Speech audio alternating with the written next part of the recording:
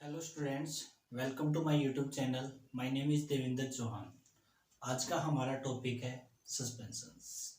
आप मेरे हाथ में कुछ सस्पेंशंस देख रहे हो। ये मार्केटेड प्रोडक्ट है जो कि सस्पेंशन है। आज हम इसी टॉपिक को पढ़ेंगे कि सस्पेंशन क्या होते हैं, कैसे बनते हैं, क्या इसकी एडवांटेजेस हैं, क्या इसकी डिसएडवांटेजेस होती है, and finally we will be study evaluation of the suspensions. ठीक है, तो आप एक सिंपल पहले देखिएगा सस्पेंशन क्या होते हैं। This is the Meftagesic DS suspension. यहाँ पे ध्यान से देखिएगा, ये एक सस्पेंशन है। This one is also antacid suspensions. So ये फॉर्मुलेशंस क्या होती हैं, कैसे बनती हैं, ये आज का हमारा टॉपिक है। Now come on the topic suspensions. Suspension are biphasic liquid dosage form। biphasic, इस वर्ड को ध्यान से देखिएगा। जो सस्पेंशंस होते हैं इसके अंदर दो फेजेस होते हैं। बाय का मतलब दो, फेजेस। सस्पेंशन के अंदर दो फेजिक होते हैं। ये एक लिक्विड डोसेज फॉर्म होती है in which finely divided solid particles dispersed into the liquid medium. Example paracetamol suspension. Simply यदि हम इसकी बात करें, सस्पेंशंस वह होते हैं जिसके अंदर सॉलिड पार्टिकल्स, जो ड्रग होती है वह एक लिक्विड में डिस्पर्स होती है। ठीक है, उसको हम सस्पेंशंस बोलते हैं।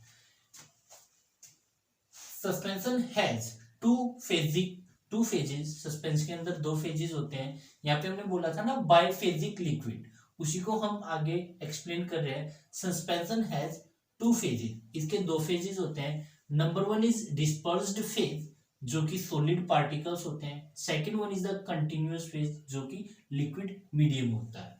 ये आप एग्जांपल देखिएगा बोतल की हेल्प से। इसी बोतल में ये एक अपना सस्पेंशन है। जो आप रेड मार्क से मैंने कर रखा है, this is the solid particles, and जो ब्लू से है this one is the liquid medium.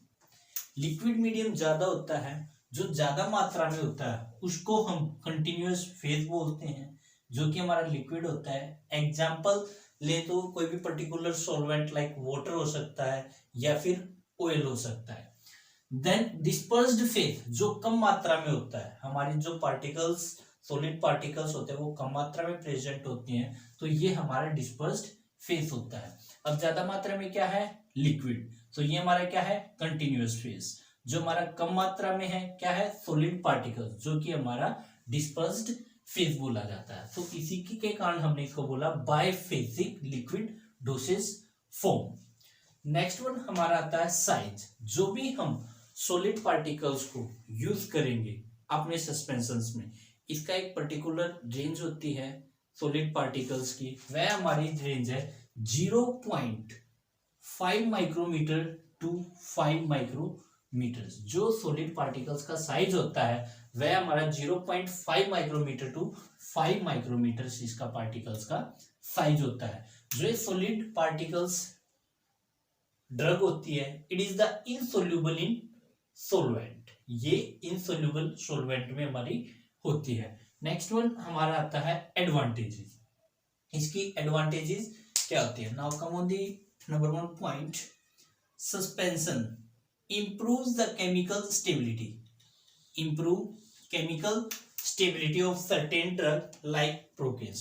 बहुत सी ड्रग होती है, उस ड्रग की केमिकली स्टेबिलिटी को बढ़ा देता है, ठीक रखता है। तो ये हमारे सस्पेंशन की एडवांटेज है। Second one, it mask unpleasant taste of the drug. Mask का मतलब होता है किसी चीज को छुपाना। यह है अनप्लीजेंट, जो हमको अच्छी ना लगे। कुछ ड्रग ऐसी होती हैं जो कि बच्चों को पसंद नहीं होती, जैसे एंटीबायोटिक का यदि एग्जांपल ले, ठीक है, बिटर टेस्ट में होती हैं। तो ऐसी कोई ड्रग होती है तो उसके टेस्ट को मास्क कर देता है, दबा देता है। It marks the unpleasant taste of the drug. Next हमारा थर्ड वन पॉइंट आता है, it used for both internal and external preparations. Yes, जो सस्पेंशंस होते हैं वो हमारे इंटरनल बॉडी पे भी यूज किए जा सकते हैं और एक्सटर्नली भी यूज किए जा सकते हैं। इंटरनली इन द वे कोई भी जैसे पैरासीटामोल सस्पेंशन है, तो ये जब हम बीमार होते हैं तो उस सस्पेंशन को यूज किया जा सकता है। एक्सटर्नली आपने कैलामाइन लोशन का नाम सुना होगा, ठीक है, वो एक सस्पेंशन है जो कि हमारी बॉडी के ऊपर अप्लाई किया जाता है, ठीक है। Next fourth point is that suspension show high rate of the bioavailability as compare to tablet and capsules. जो सस्पेंशन होते हैं इसकी बायो अवेलेबिलिटी ज्यादा होती है as compare to tablet and capsules. यहाँ पे एक नया वर्ड आया, बायो अवेलेबिलिटी।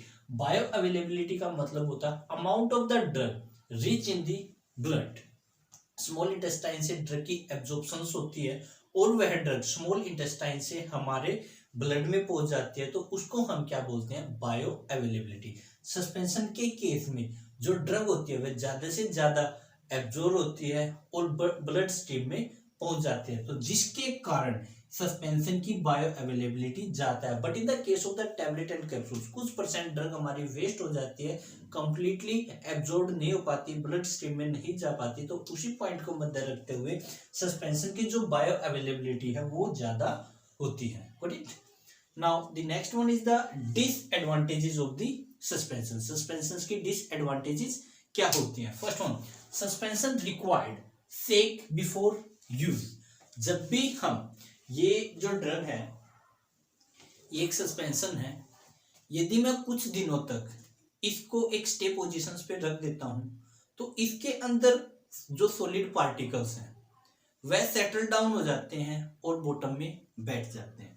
ऊपर केवल सॉल्वेंट रहता है जिसको सुपरनेटेंट बोलते हैं, और जो हमारी मेन ड्रग है वो नीचे सेटल डाउन हो जाती है, बैठ जाती है। यदि हम किसी बच्चे को डोज देंगे तो इसको हमने सबसे पहले सेक करना पड़ता है, अच्छे से मिक्स करना पड़ता है, ताकि जो ड्रग हमारी सेटल डाउन हो रखी है वो इजी से लिक्विड मीडियम में डिस्पर्स हो जाए, फैल जाए और हमारी डोज की एक्यूरेसी बनी रहे। यदि हम इसको ऐसे नहीं करते हैं, सेक नहीं करते हैं यूज करने से पहले, तो हमारी डोज में इनएक्यूरेसी हो जाती है। So first point is that suspension required shake before use. Yes, always जब भी हम सस्पेंशन का यूज करते हैं तो उससे पहले हमने सस्पेंशन को सेक करना पड़ता है, ताकि हमारी जो एक्टिव ड्रग है सेटल डाउन हो रखी है वो इजी अपने लिक्विड मीडियम में फैल जाए। Second one point, inaccurate of the dose. जो हमारी, अगर हम सेक नहीं करते हैं हमारी ड्रग सेटल डाउन हो जाती है और हम उसको डायरेक्टली किसी भी कैप में मेजर करके बच्चे को देते हैं, तो हो सकता है कि इनएक्यूरेसी ऑफ द डोजेज हो सके, एक्टिव ड्रग हमारे कंटेनर में आए ही ना, ठीक है। सो this is the point, inaccurate of the dose, accurate नहीं हो पाती। Third point, sedimentation of the particle is a big problem. ये तो इसकी सबसे बड़ी बिग प्रॉब्लम है। अब इसके अंदर क्या है, सॉलिड पार्टिकल्स। हमारे सस्पेंशंस के अंदर क्या है, सॉलिड पार्टिकल्स है, जो कि कोई ना कोई तो उसका वेट है जिसके कारण वो सेटल डाउन हो जाती है। तो सेडिमेंटे का मतलब होता है सेटल डाउन होना, बॉटम में सेटल डाउन होना, उसको हम क्या बोलते हैं, सेडिमेंटेशन। जो पार्टिकल्स है वो सेडिमेंट हो जाते हैं, जिसकी इसके अंदर एक सबसे बड़ी बिग प्रॉब्लम हो जाती है। Last one, fourth point is the packing, handling and storage is a difficult. ये मेरे हाथ में जो सस्पेंशन है, यदि इसकी कैप प्रॉपर क्लोज ना हो पाए, ठीक है, पैकिंग प्रॉपर ना हो पाए, हो सकता है ये इस तरीके से गिर जाए और सारा मेरा सस्पेंशन खराब हो जाएगा। सो पैकिंग में भी बहुत प्रॉब्लम होती है। लिक्विड डोज होने के कारण हमने इसकी एक्स्ट्रा केयर करनी पड़ती है पैकिंग में, हैंडलिंग में। सो packing, handling and storage is a difficult. इसको बहुत ज्यादा प्रॉब्लम होती है एक स्थान से दूसरे स्थान पर ले जाने के लिए। प्रॉपर सील्ड पैक्ड होना चाहिए, प्रॉपर क्लोजिंग होनी चाहिए, तभी जाके हम एक प्लेस से दूसरे स्थान पर इसको ले जा सकते हैं। सो ये हमारा डिसएडवांटेजेस होता है। तो हमने पढ़ा है कि definitions, advantage and disadvantages of topic is classification of the suspensions. जो सस्पेंशंस होते हैं उसको किस तरीके से क्लासिफाई कर रखा है। क्लासिफिकेशंस को 4 कैटेगरीज में क्लासिफाई कर रखा है। Number 1, based on the route of administration. First one हमारा आता है कि जो रूट के आधार पर उसको क्लासिफाई कर रखा है। First one is the based on the route of administration. Second हमारा आता है based on the solid particle of the drug, जो ड्रग के सॉलिड पार्टिकल्स है उसके आधार पर। थर्ड वन हमारा आता है based on the size, based on the size of the dispersed particles, जो हमारे डिस्पर्स्ड पार्टिकल है सॉलिड पार्टिकल्स है उसका साइज कितना, उसके आधार पर हमने इस सस्पेंशन को डिफरेंशिएट कर रखा है अलग क्लासिफिकेशंस में। देन फोर्थ वन हमारा आता है based on the electrokinetic nature of the solid particles, जो सॉलिड पार्टिकल्स है इलेक्ट्रोकाइनेटिक नेचर के आधार पर हमने उस चीज को क्लासिफाई कर रखा है। यहाँ से ऑल ओवर यदि हम बात करें एग्जिट एग्जाम में स्पेशली हमारा force electrokinetic nature of the solid particles से हमारा क्वेश्चन आने के लिए तैयार है। 100% यहाँ से क्वेश्चन राइज आउट होता है फ्लोकुलेटेड और डिफ्लोकुलेटेड से, तो इस चीज को ध्यान से समझिएगा, अच्छा टॉपिक है। फर्स्ट वन हम आते हैं based on the route of administration. Route of administration का मतलब होता है, रूट ऑफ एडमिनिस्ट्रेशन का मतलब होता है कि हमारी बॉडी में किस रूट से ड्रग पहुंचती है। तो हमारी बॉडी में different different route of administration होते हैं, तो किस रूट से ड्रग का बॉडी में पहुंचना हमारा कहलाता है रूट ऑफ एडमिनिस्ट्रेशन। ठीक है, इसके अंदर फर्दर हमारा फर्स्ट वन आता है ओरल सस्पेंशन। ओरल नाम से ही क्लियर है, जो ड्रग बाय ओरली ली जाती है, माउथ से ली जाती है, वो हमारी क्या होती है ओरली सस्पेंशन। इसका बेस्ट एग्जांपल है पैरासीटामोल सस्पेंशन। बच्चों में देखा होगा कि जब भी बीमार हो जाते हैं तो पैरासीटामोल का सस्पेंशन दिया जाता है by the orally route, by the mouth, तो वो हमारे क्या होता है ओरली सस्पेंशन होता है। सेकेंड वन हमारा आता है पेरेंटल सस्पेंशंस। पेरेंटल सस्पेंशंस वह होते हैं जो कि डायरेक्टली इंजेक्शंस के थ्रू ब्लड स्ट्रीम में दिए जाते हैं by IM route, intramuscular route से या फिर इंट्रावीनस रूट से ब्लड स्ट्रीम में ड्रग का पहुंचाना क्या बोला जाता है पेरेंटल सस्पेंशंस बोला जाता है। इसका एग्जांपल हमारा sodium benzyl penicillin is the best example of the parental suspensions. Third one हमारा आता है, यहाँ पे देखिएगा third one ophthalmic suspensions. Ophthalmic suspensions की यदि हम बात करें, ऑप्थेल्मिक वर्ड का मतलब होता है आईज। वह सस्पेंशंस जो कि आईज में डाले जाते हैं, टारगेट किए जाते हैं, तो उसको हम बोलते हैं ऑप्थेल्मिक सस्पेंशंस। ऑप्थेल्मिक का मतलब ही आईज होता है। सो बट इसके लिए कुछ कंडीशंस है जो हम ऑप्थेल्मिक सस्पेंशंस बनाएंगे, आईज के लिए जो सस्पेंशंस बनाएंगे उसके लिए कुछ कंडीशंस है, जैसे कि that should be sterile. Yes, जो भी प्रिपरेशंस होगी वो स्टेराइल होने चाहिए। स्टेराइल का मतलब है कि फ्री फ्रॉम माइक्रो ऑर्गेनिजम्स वह ड्रग हमारी होनी चाहिए। देन नॉन इरिटेंट, आईज में कोई भी नुकसान नहीं होना चाहिए, इरिटेशंस नहीं होनी चाहिए। And it should be isotonic in nature, वह आइसोटोनिक इन नेचर की होनी चाहिए। रीजन, जो हमारे ड्रग्स होते हैं वो हमारी इन तीनों प्रॉपर्टीज को फॉलो करते हुए sterile, non irritant and isotonic in nature की होनी चाहिए, जो भी हम सस्पेंशन अपनी आईज में डालेंगे। क्योंकि आईज हमारी सबसे सेंसिटिव ऑर्गन्स होते हैं, इसलिए हमने इन कंडीशंस को फॉलो करना पड़ेगा। Then next one is the topical suspensions. Topical suspensions का मतलब है on the external body. Externally कोई भी सस्पेंशन यदि बॉडी पे अप्लाई करते हैं, स्किन पे अप्लाई करते हैं, तो वो हमारा टॉपिकल सस्पेंशंस में आ जाता है। Topical suspensions are the externally applied on the skins, जो कि स्किन्स पे अप्लाई किए जाते हैं वे हमारा टॉपिकल सस्पेंशंस में आ जाता है। सो ये हमारा फर्स्ट वन था based on the route of administration. Second one हमारा आता है based on the solid particles of the drug. Based on the solid particles of the drug, जो ड्रग के सॉलिड पार्टिकल्स है उसके आधार पर इसको दो पार्ट्स में बांटा गया। First one is the diluted and second one is the concentrated. ध्यान से देखिएगा, diluted suspension and concentrated suspension, नाम से ही क्लियर हो रखा है। डाइल्यूटेड सस्पेंशन का मतलब होता है कि कम से कम ड्रग होती है, जो कि डाइल्यूट होते हैं, जिसमें कम मात्रा में ड्रग होती है, उसको हम डाइल्यूटेड सस्पेंशन बोलते हैं। इट कंटेन 2 to 10%, 2 से 10% वेट पर वॉल्यूम। जो ड्रग होती है it is only 2 to 10% weight per volume. जो डाइल्यूटेड सस्पेंशंस के अंदर हमारी ड्रग होती है वह कम मात्रा में प्रेजेंट होती है, जो कि 2 से 10% में ही हमारी ड्रग प्रेजेंट होती है। इसका बेस्ट एग्जांपल है prednisolone acetate suspension. Second one हमारा आता है कंसंट्रेटेड।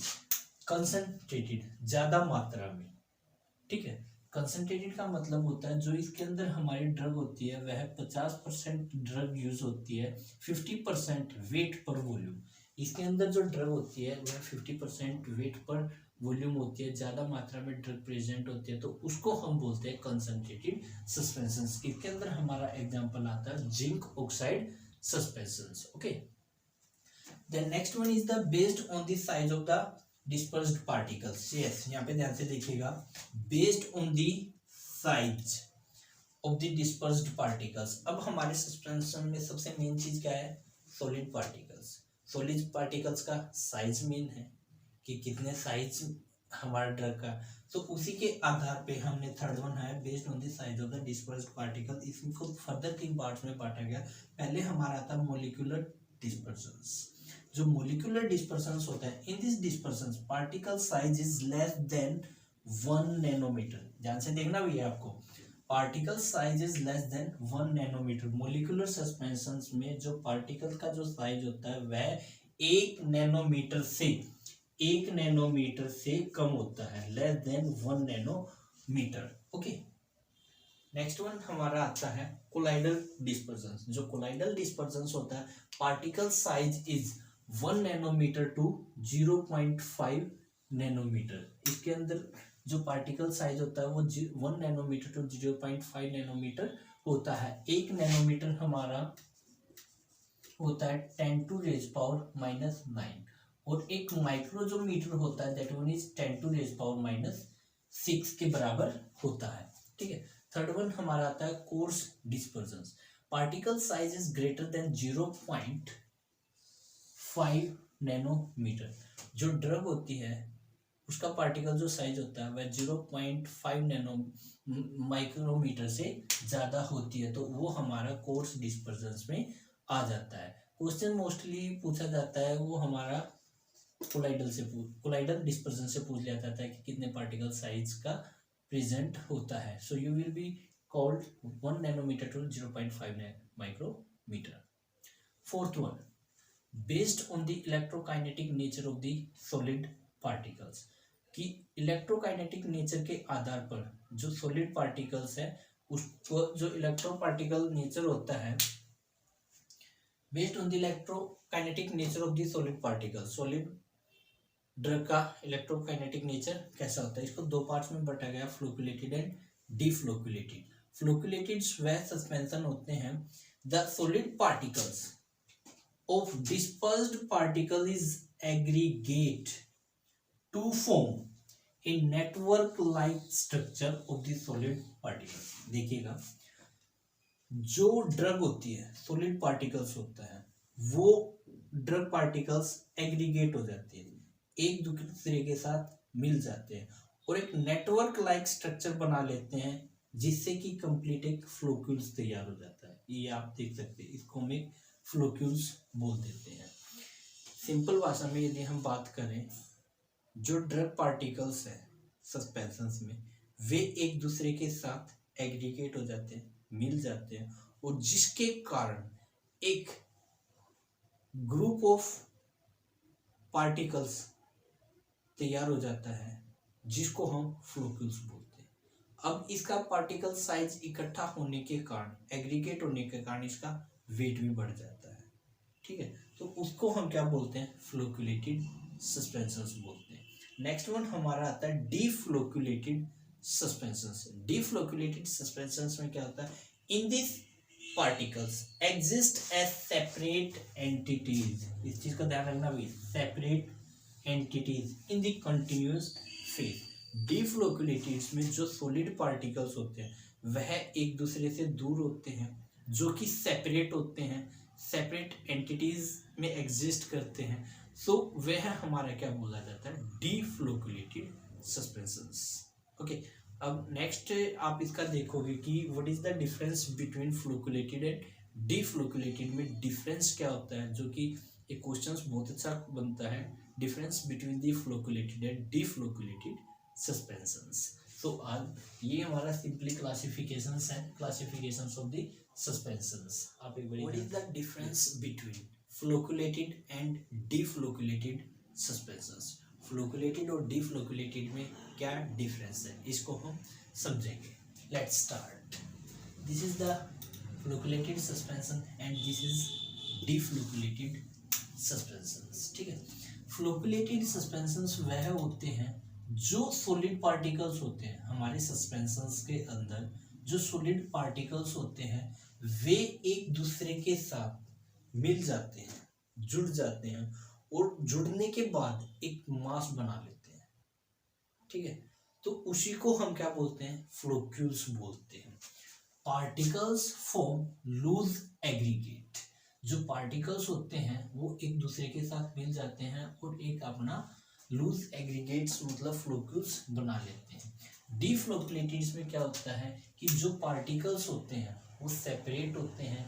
जो particles exist in as a separate entities, बिल्कुल एक दूसरे से इंडिविजुअल होते हैं, कोई भी मास नहीं बनाते, सेपरेट रहते हैं, तो वो आपका डीफ्लोकुलेटेड सस्पेंशंस में आते हैं। अब now come on this second point, rate of the sedimentation is high. Yes, जो यदि फ्लोक्यूल्स बनेंगे तो सीधी सी बात है उसका वेट भी ज्यादा होएगा।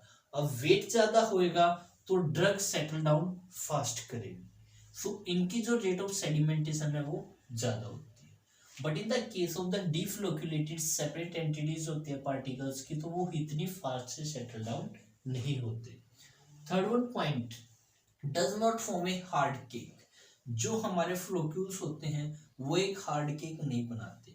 जैसे ये सेटल डाउन होते हैं, ठीक है, इनके बीच में स्पेस रह जाता है, तो जिसके कारण ये हार्ड केक नहीं बना सकते। But in the case of the deflocculated form a hard cake, यहाँ पे दिखा ना, फॉर्म ए हार्ड केक। यहाँ पे आप देख सकते हो एक एक इंडिविजुअल पार्टिकल्स जैसे जैसे सेटल डाउन होएगा धीरे धीरे, तो वो इतना क्लोजली पैक्ड हो जाएगा कि वो एक अपना हार्ड केक बना लेता है, क्लोजली पैक्ड हो जाता है, तो ये अपना एक सेपरेट हार्ड केक बना लेता है। Fourth point is the sedimentation easy to redispersed. अब इनके जो आपने हार्ड केक देखा था ये इतना क्लोजली पैक्ड नहीं है, तो इसको जैसे ही सिंपली आप शेक करते हो तो वो रीडिस्पर्स्ड हो जाएगा, दोबारा से उस चीज में फैल जाएगा इजिली। ठीक है, easy to redispersed. But in the case of the deflocculated जो पार्टिकल्स थे वो इतना ज्यादा क्लोजली पैक्ड है कि उनके बीच में कोई भी एक्स्ट्रा स्पेस नहीं होता, तो उसको डिफिकल्ट होती है, ज्यादा सेक करना पड़ता है, तब जाके वो पार्टिकल्स रीडिस्पर्स्ड होते हैं। Now come on the fifth point, unpleasant to appearance. अब भाई लास्ट में हमारा क्या है, जो फ्लोक्यूल्स हैं सेटल डाउन हुए तो वो उनके बीच में स्पेस है, ठीक है, तो वो देखने में इतना सुंदर नहीं लगते, so it is the unpleasant to appearance. But deflocculated case में क्या होता है, जो पार्टिकल्स है वो सेटल डाउन हो जाते हैं, हार्ड केक बना लेते हैं। दो लेयर आप अलग से देख सकते हो, एक हार्ड केक की देख सकते हो, एक सुपरनेटेंट सॉल्वेंट की, लिक्विड की देख सकते हो, तो देखने में थोड़ा सा एक अट्रैक्टिव होता है, प्लेजेंट टू अपीयरेंस होता है। Now the sixth point, more stable suspensions. Yes, flocculated suspensions are the more stable because they are the easy to redisperse. ये ज्यादा स्टेबल होते हैं, easy to redisperse हो जाते हैं, ठीक है, तो हमारा ये ज्यादा स्टेबल सस्पेंशंस होते हैं। डिफ्लोकुलेटेड की हम बात करें ये लेस स्टेबल होते हैं। रीजन कि जो इसके बॉटम में हार्ड केक बना है वो इजी से रिडिस्पर्स नहीं हो पाता, फैल नहीं पाती वो ड्रग कंप्लीटली अपने कंटिन्यूअस फेज में, तो जिसके कारण ये लेस स्टेबल सस्पेंशन हो जाता है। Okay, so this is the difference between flocculated and deflocculated suspension. Short में हम थोड़ा और कोशिश करते हैं एक बारी और। फ्लोकुलेटेड में क्या होता है कि फ्लोक्यूल्स बन जाते हैं, फ्लोक्यूल्स जो बनते हैं उसका वेट ज़्यादा होता है जिसके कारण वो सेटल डाउन फास्ट होते हैं। सेटल डाउन फास्ट होते हैं तो जो केक बनता है वो इतना अच्छा केक नहीं बनता क्योंकि उनके बीच में स्पेस रह जाता है जिसके कारण वो इजी टू रीडिस्पर्स हो सकते हैं। सो इस कारण ये जो हमारे ज़्यादा स्टेबल होते हैं। डिफ्लोकुलेटेड के केस में होता है जो हमारे पार्टिकल्स होते हैं वो सेपरेट एंटिटीज में होते हैं, बिल्कुल अलग अलग पार्टिकल्स होते हैं, तो जिसके कारण जो पार्टिकल्स होते हैं सेटल डाउन होने में टाइम लगता है, ठीक है, सेटल डाउन होने में टाइम लगता है और जैसे जैसे वो बैठते हैं धीरे धीरे बैठने से एक हार्ड केक बन जाता है, क्लोजली पैक्ड हो जाते हैं बिल्कुल, तो क्लोजली पैक होने के कारण हार्ड केक बन जाता है कि इसको इजीली डिस्पर्स्ड हम नहीं कर सकते। सो इसीलिए ये थोड़ा लेस स्टेबल है, ठीक है। तो this is the difference between the flocculated and deflocculated, जो कि एग्जाम में एक पक्का क्वेश्चन पूछा जाएगा। Okay, thank you so much for watching my this video. Thank you so much.